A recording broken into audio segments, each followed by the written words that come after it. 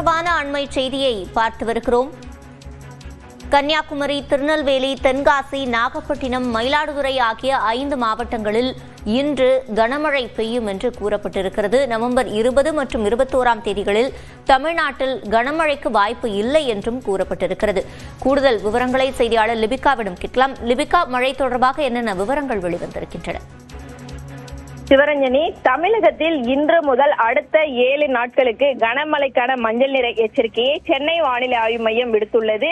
இன்றைய தினம் கன்னியாகுமரி, திருநெல்வேலி, தென்காசி, நாகப்பட்டினம் மற்றும் மயிலாடுதுறை ஆகிய 5 மாவட்டங்களுக்கு கனமழைக்கான மஞ்சள் நிறம் விடுக்கப்பட்டிருக்கின்றது. அதே போன்று நாளைய தினம் கடலூர், மயிலாடுதுறை ஆகிய 2 மாவட்டங்களிலும் கனமழைக்கான வாய்ப்பு இருப்பதாக தெரிவிக்கப்பட்டிருக்கின்றது. தொடர்ச்சியாக 21ஆம் தேதியை பொறுத்தவரை தென் மாவட்டங்களாக இருக்கக்கூடிய கன்னியாகுமரி, திருநெல்வேலி, தூத்துக்குடி மற்றும் ராமநாதபுரம் ஆகிய 4 மாவட்டங்கள் மற்றும் டெல்டா மாவட்டங்களாக இருக்கக்கூடிய நாகப்பட்டினம், மயிலாடுதுறை மற்றும் கடலூர் ஆகிய 3 மற்றும் 7 மாவட்டங்கள் மற்றும் காரைக்கால் பகுதிகளில் கனமழைக்கான வாய்ப்பு இருப்பதாக தெரிவிக்கப்பட்டிருக்கின்றது. தொடர்ச்சியாக 22ஆம் தேதி கன்னியாகுமரி, திருநெல்வேலி, தூத்துக்குடி, ராமநாதபுரம், சிவகங்கை, புதுக்கோட்டை, தஞ்சாவூர், திருவாரூர், நாகப்பட்டினம், மயிலாடுதுறை, கடலூர் ஆகிய மாவட்டங்கள் மற்றும் காரைக்கால் பகுதிகளில் கனமழைக்கான வாய்ப்பு இருப்பதாக தெரிவிக்கப்பட்டிருக்கின்றது. 22ஆம் தேதி வங்கக்கடல் பகுதியில ஒரு காற்றழுத்த தாழ்வு பகுதி உருவாகிறது. அது தொடர்ந்து காற்றழுத்த தாழ்வு மண்டலமா வலுப்பெறும் அப்படின்னு வானிலை ஆய்வு மையம் தெரிவித்திருக்கக்கூடிய நிலையில்